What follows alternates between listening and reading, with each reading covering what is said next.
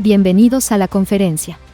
Ransomware, cómo prevenir y defenderse de un ataque, por Abel Garza. Presento al ponente.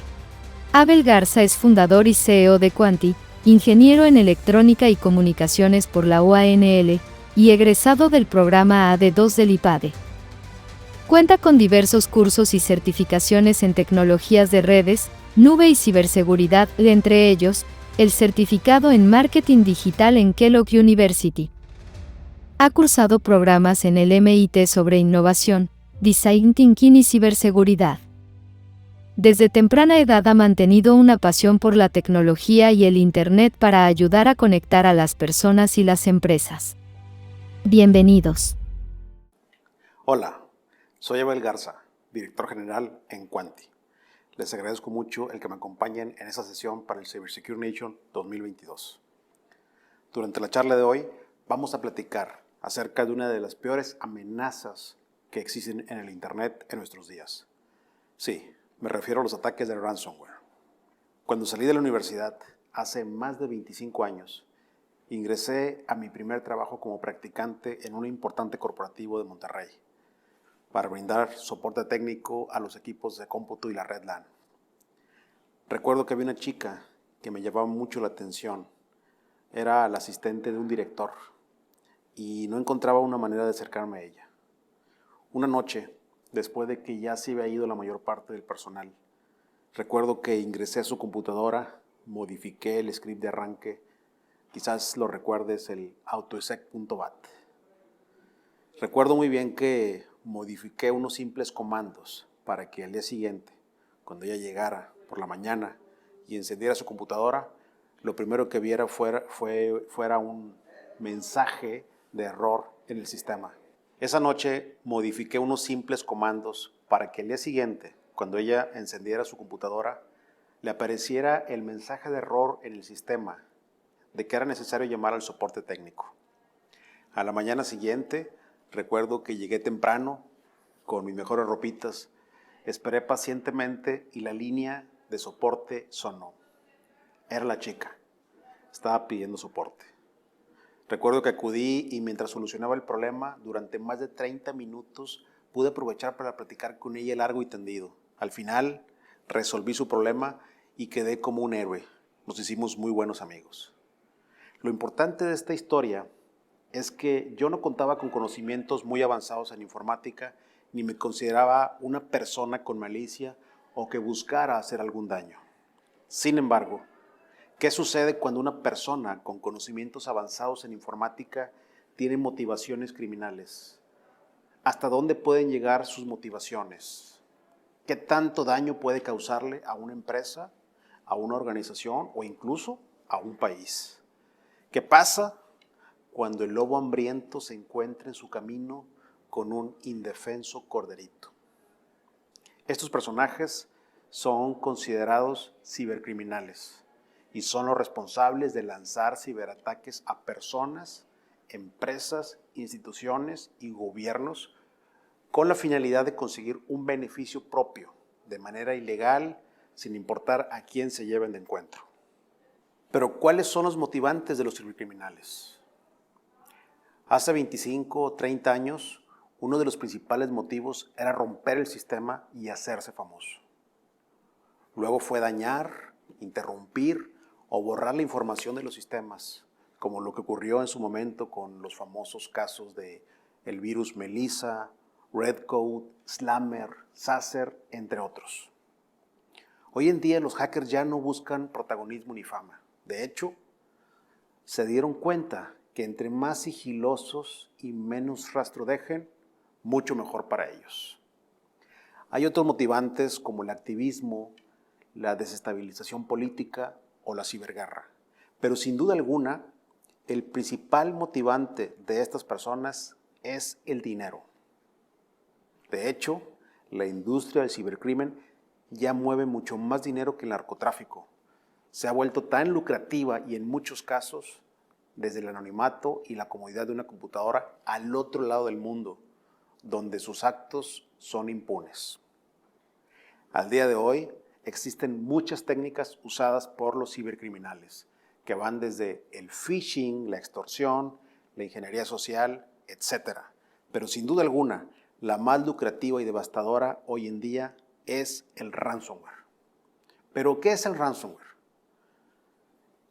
El ransomware básicamente consiste en infectar un equipo de cómputo con un tipo de malware que encripta el disco duro. La información se vuelve inaccesible e inoperable, a menos que se ingrese una llave o una contraseña, la cual puedes obtener siempre y cuando pagues un rescate, usualmente en algún tipo de criptomoneda. Como en otro tipo de secuestros, lamentablemente, no siempre obtienes el rescate incluso después de haber pagado. El ransomware no solo puede infectar una computadora, puede llegar a infectar múltiples servidores, bases de datos, sistemas industriales, sistemas de hospitales, sistemas de control de energía eléctrica, de alumbrado, de trenes y prácticamente todo lo que se ha controlado desde una computadora. Recientemente hemos visto en las noticias ciberataques a gobiernos enteros, como ocurrió con Costa Rica y Perú, con el virus Conti. Ataques a empresas del sector automotriz y hospitales, donde lamentablemente se tienen reportes de hasta algunos pacientes que han perdido la vida debido a un ciberataque a los equipos médicos. Lamentablemente, los cibercriminales ya se dieron cuenta que se pueden aprovechar de usuarios y empresas desprevenidas, de la falta de coordinación entre los gobiernos y las empresas, pero sobre todo de las laxas medidas de ciberseguridad en muchas de las organizaciones. El panorama no luce muy alentador. Los ataques se han vuelto cada vez más sofisticados, más rápidos, más fácil de ejecutar. Existen cada vez más dispositivos conectados a la red. Muchos de ellos son vulnerables. No existe suficiente personal especializado en ciberseguridad que defienda a las organizaciones. Tan solo en 2021 se tenía un faltante de 3 millones de profesionales en ciberseguridad a nivel global y de ellos 700,000 solamente en Latinoamérica. ¿Qué quiero decir con esto? Que las universidades no generan la suficiente cantidad de profesionales que el mundo requiere. Y finalmente, las empresas siguen viendo la ciberseguridad como un gasto y solamente actúan después de que ya les ocurrió un incidente. Todo esto ha ocasionado que la ventaja de los malos sobre los buenos sea cada vez mayor. Pero, ¿qué podemos hacer ante todo este panorama tan preocupante y evitar ser víctima de un ataque de ransomware? Afortunadamente, una buena estrategia de prevención, preparación, respuesta y recuperación pueden ayudarnos a que el impacto sea mucho menor. Veamos con detalle cada uno de ellos. La primera etapa es la prevención. Sabemos que para prevenir el COVID tenemos que seguir una serie de recomendaciones, como la sana distancia, uso del gel antibacterial, cubrebocas y hasta 3 vacunas, y aún así corremos el riesgo de ser infectados. Sin embargo, de igual manera, para evitar ser víctimas de un ataque de ransomware, debemos adoptar una serie de hábitos de ciberhigiene en la organización, que incluya empleados, proveedores y cualquier persona que tenga acceso a nuestros recursos en la organización, a tener una cultura de cero confianza. Por ejemplo, asegurar el acceso remoto, asegurar el acceso local, identificar y corregir vulnerabilidades, proteger el perímetro, la red perimetral y el Wi-Fi, respaldar la información, instalar un anti-malware de nueva generación, tener una política de contraseñas, activando doble factor de autenticación y sobre todo, entrenar a los usuarios finales a que no hagan clic donde no deben y también evitar que usen los puertos USB. ¿Okay? Como segunda etapa está la preparación. Vamos a asumir que tarde o temprano nos va a caer el chahuizcle. ¿Okay? Así que debemos formar un equipo interdisciplinario de respuesta que incluya líderes de alto nivel y preparar un plan de continuidad donde se prueben todo tipo de escenarios. En esta etapa es donde se debe de crear un equipo de respuesta, identificar los activos más valiosos o las joyas de la corona, contar con un DRP y medir los tiempos de recuperación, aplicar la estrategia de respaldos 3-2-1 que consiste en 3 respaldos en 2 medios diferentes y uno de ellos fuera, en otro sitio diferente. Probar los respaldos, las restauraciones y hacer simulacros de todo esto. La tercera etapa es la respuesta. Aquí es donde consideramos que ya estamos en medio de un ataque. Es importante manejar la crisis de acuerdo al plan, no andar como gallinas descabezadas corriendo por todos lados. Hay que informar a las áreas involucradas e investigar de dónde nos llegó el trancazo. En esta etapa se debe de activar el protocolo de manejo de crisis, investigar la llave en algún foro para evitar el pago, considerar el uso de las pólizas de seguro y sobre todo comunicar a las partes interesadas como el Consejo de Administración, Relaciones Públicas, el regulador, etc. Preparar una estrategia de comunicación al público si es necesario. No en todos los casos aplica, pero hay que estar preparados. Y proceder con cuidado si se decide negociar. Recuerden que estamos negociando con delincuentes. Hay que validar que se cuente con respaldos y finalmente evaluar si decidimos pagar o no el rescate. Esto depende de qué tan preparados estemos en las etapas previas. Finalmente, tenemos la cuarta etapa, que consiste en la recuperación. Se haya pagado o no el rescate, se debe considerar que la recuperación puede tomar semanas, meses o más. Es en esta etapa donde nosotros nos preocupamos por desinfectar equipos y servidores, mantener la comunicación constante con las áreas involucradas, hacer actualización del software y los sistemas, validar que no existen otras vulnerabilidades, restaurar los respaldos y las configuraciones y sobre todo documentar las lecciones aprendidas para evitar que nos vuelva a suceder. También es recomendable, en caso de tener los recursos y de ser posible, contratar un experto en criminalística para hacer el análisis forense. Debemos recordar que la seguridad no es un ejercicio aislado que se ejecuta una vez y nos olvidamos. Es un proceso continuo que debe realizarse siempre. Seguir estas 4 estrategias puede ayudarnos a prevenir un ataque de ransomware y en caso de ser infectado, poder minimizar el impacto lo más que se pueda. Sigue estas sencillas recomendaciones para evitar ser víctima y contribuyamos juntos a un México más seguro. Muchas gracias.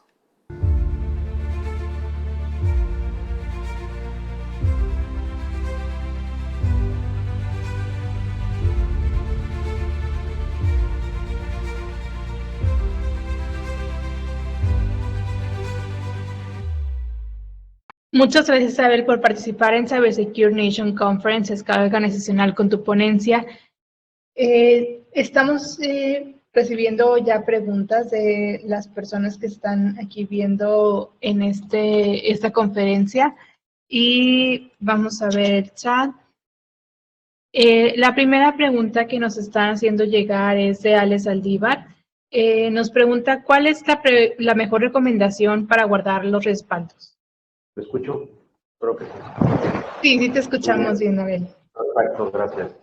Mira, la estrategia que recomendamos es la 3-2-1, que consiste, se aplica más en el ámbito empresarial, que consiste en tener 3 copias de respaldos en 2 medios diferentes, por ejemplo, en la SAN, en un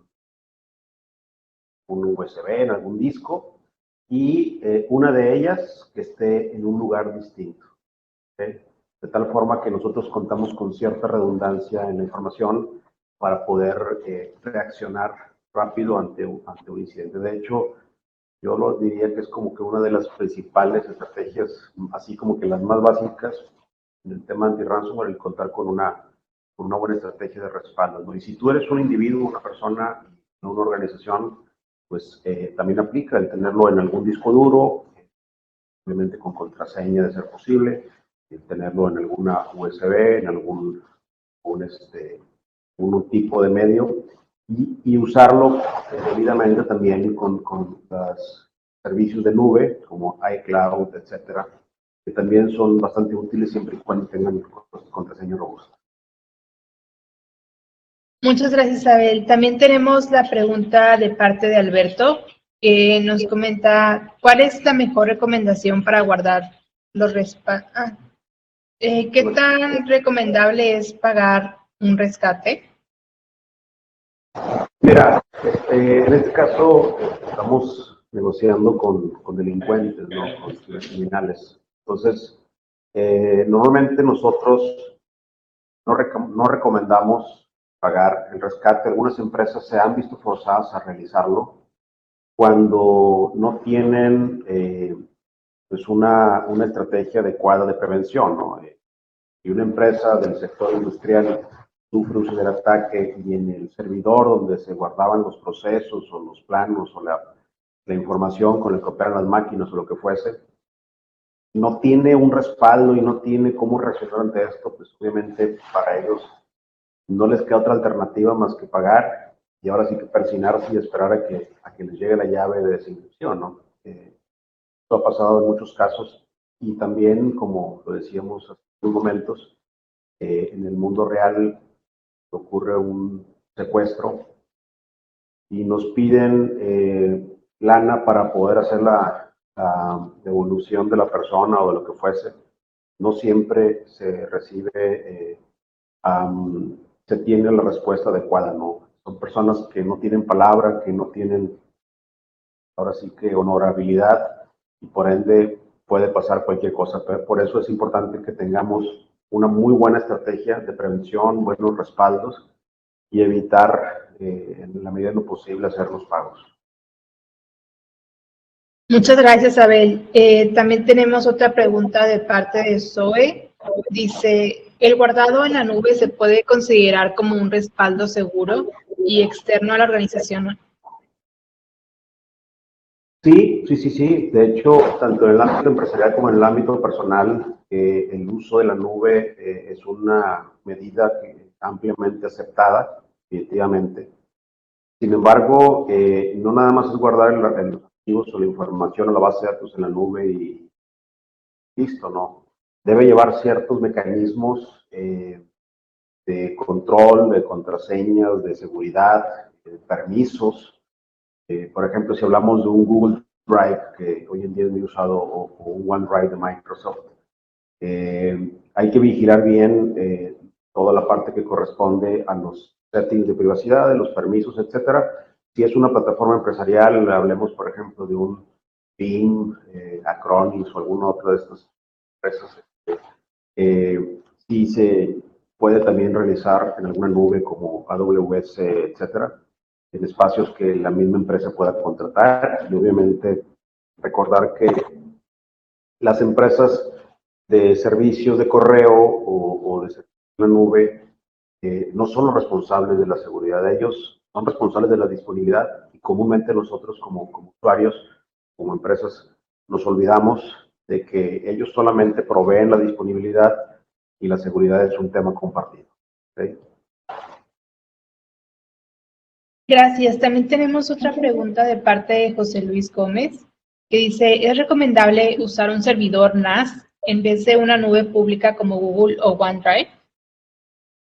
El problema de los servidores NAS es que también manejan un tipo de sistema de archivos o file systems igual al que utilizan muchos de los sistemas operativos.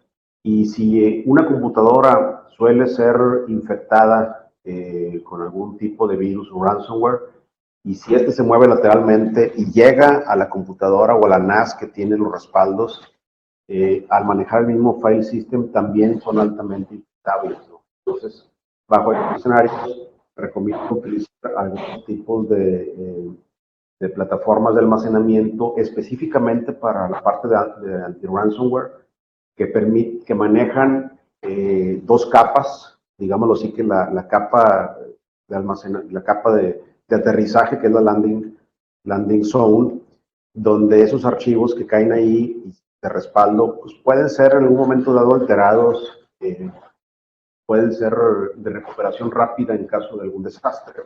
Sin embargo, manejan otra capa, que es la que le llaman el time lock zone, y es como una especie de bóveda donde, aunque exista una infección en la parte de aterrizaje, dentro de la parte de abajo, que es la bóveda, se maneja un esquema de archivo totalmente diferente, por lo cual es prácticamente imposible que le caiga un ransomware a ese tipo de sistemas, ¿no? Una de las marcas que tiene mucha relevancia en el sector empresarial pudiera ser Exagnit, en una googleada, y que manejan ese tipo de esquemas de almacenamiento muy peculiar anti-ransomware. Muchas gracias, Abel. Tenemos aquí otra pregunta que nos acaba de llegar de parte de Alex Andívar. Dice, ¿qué atributos deben tener para trabajar en ciberseguridad los alumnos? Ok, pues obviamente tener una base académica importante, pues algún estudio de licenciatura de ingeniería, que puede ser de software, de telecomunicaciones, de IT, de uso de mecatrónica, o sea, digámoslo así, que esa base académica es fundamental, ¿no? El segundo atributo que nosotros vemos normalmente es el conocimiento principalmente de los sistemas operativos, Linux sobre todo, una base importante dentro del conocimiento del ecosistema de ciberseguridad. El tercer atributo que nosotros vemos o que yo recomendaría que deba tener la persona es ser muy autodidacta, una persona que una carrera no te va a enseñar todo lo que hay detrás de la ciberseguridad, ¿no? Por más completa que sea, una carrera universitaria no tendrás el background completo. Entonces, necesitas tener otras certificaciones como las de ISC cuadrada, como las de Easy Council, entre otras, existen en el mercado. Muchas de ellas son gratuitas, entonces tienes que tener mucha hambre de aprender de forma autodidacta o de dinero pues pagando cursos, pero hay mucho material disponible en internet. Otro también de los elementos importantes que debe tener una persona que esté trabajando como consultor o como analista o como policía cibernético, como lo que sea, en ciberseguridad, puede ser también el pensamiento analítico, la capacidad resolutiva de problemas. Y finalmente, yo lo diría como que la más importante, puedes tener todo esto y ser una persona mala y usarlo como ya lo veíamos para atacar a las personas. Debe de tener un propósito o al menos un propósito por ayudar a las personas, por hacer el bien, porque puedes ser muy inteligente y puedes tener todos los atributos mencionados, pero si en el fondo eres una persona que busca dañar, pues definitivamente no queremos ese tipo de personas en la sociedad, ¿no? Queremos gente que ayude, que contribuya, que tenga pasión por ayudar a construir un México más seguro, un mundo más seguro. Así es, muchas gracias, Abel. Tenemos también otra pregunta de parte de Zoe. Dice, ¿hay algún servicio de anti-malware que pueda recomendar por su efectividad al prevenir o detectar ransomware?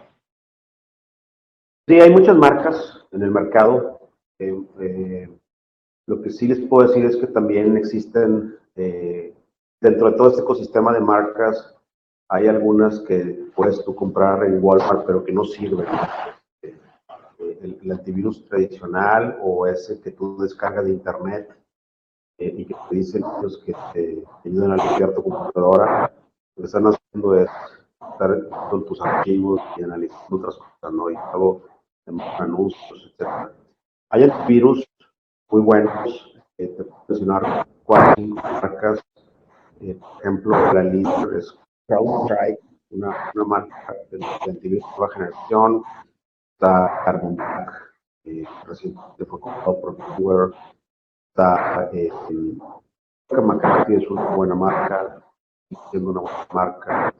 Y Microsoft Defender, el antivirus que tiene con ciertas versiones de Windows, son buenos antivirus que muy bien posicionados en los cuadrantes de.